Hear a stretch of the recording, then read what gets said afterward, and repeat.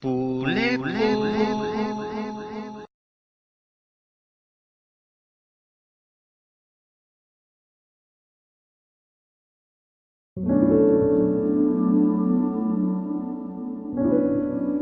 Bonjour. Le dimensionnement est une phase très importante pendant la phase de conception d'une installation électrique. C'est à ce niveau qu'on détermine la quantité d'énergie que consommera notre installation et donc le coût d'exploitation. Le but d'une installation électrique doit être de répondre aux besoins de l'utilisateur final sous la contrainte budgétaire disponible, tout en tenant compte d'une qualité exigée, entendez par là une norme. L'électricien doit, pour ainsi dire, s'assurer que son installation fonctionne correctement et assure la sécurité des biens et des personnes tout en respectant les contraintes budgétaires et la norme ou réglementation en vigueur dans la zone où s'effectue l'installation. Je m'en vais de ce pas vous présenter une méthode de conception et de dimensionnement en 5 étapes. Elle n'est sans doute pas la seule, mais elle pourrait vous être utile.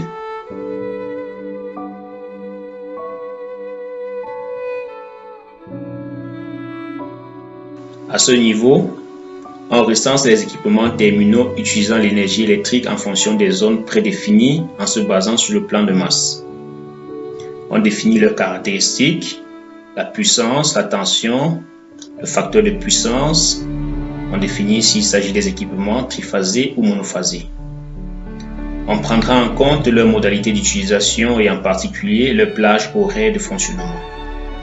Il faudra aussi prendre en compte leur statut dans l'installation, s'il s'agit des récepteurs secourus par une source de secours ou non.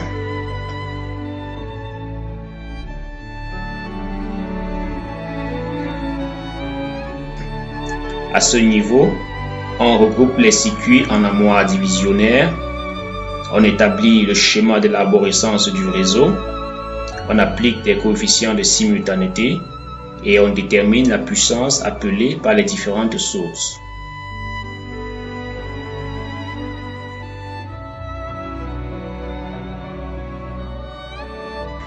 À ce niveau, on définit la nature des sources d'alimentation électrique en fonction de la puissance appelée.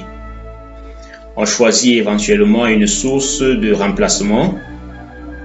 On choisit le régime du neutre en fonction des conditions d'exploitation et de la nature des installations.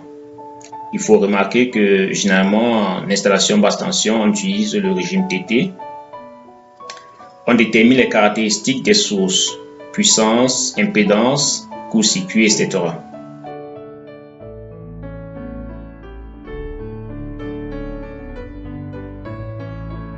Très important ce niveau. On devra donc faire le choix des appareillages de protection en fonction du courant d'emploi, du régime du neutre, du choix de sélectivité souhaité, etc. On assure la coordination des protections aux différents niveaux et on ajoute des fonctions de coupure, de sectionnement, de commande, de mesure et de signalisation ou d'alarme.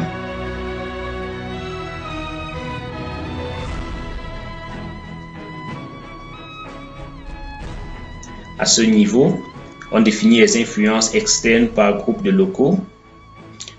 On détermine la classe ou le degré de protection des appareillages. On définit le parcours des canalisations et leur mode de pose. On fait le choix de la nature de l'âme des conducteurs et de la nature de l'isolant.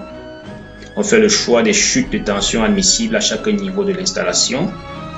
On détermine les sections des conducteurs actifs et des protections en fonction de l'intensité admissible, des surcharges, des courts-circuits, des courants indirects et du respect des chutes de tension. Et on peut faire à ce niveau une étude complémentaire des amois par la définition du pouvoir de coupure des appareils de protection.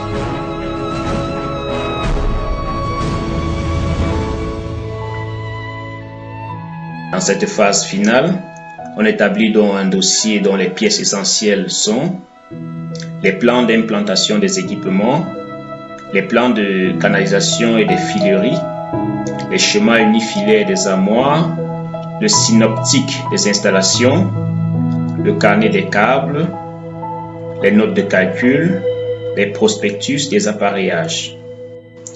Voilà, j'espère que cette vidéo vous permettra de mieux organiser, de savoir ce qu'il faut faire à chaque niveau lors de vos prochains travaux de conception et de dimensionnement. Je vous invite à regarder les vidéos sur l'installation électrique où je vous montre comment on peut rendre tout cela plus facile à exécuter avec des logiciels.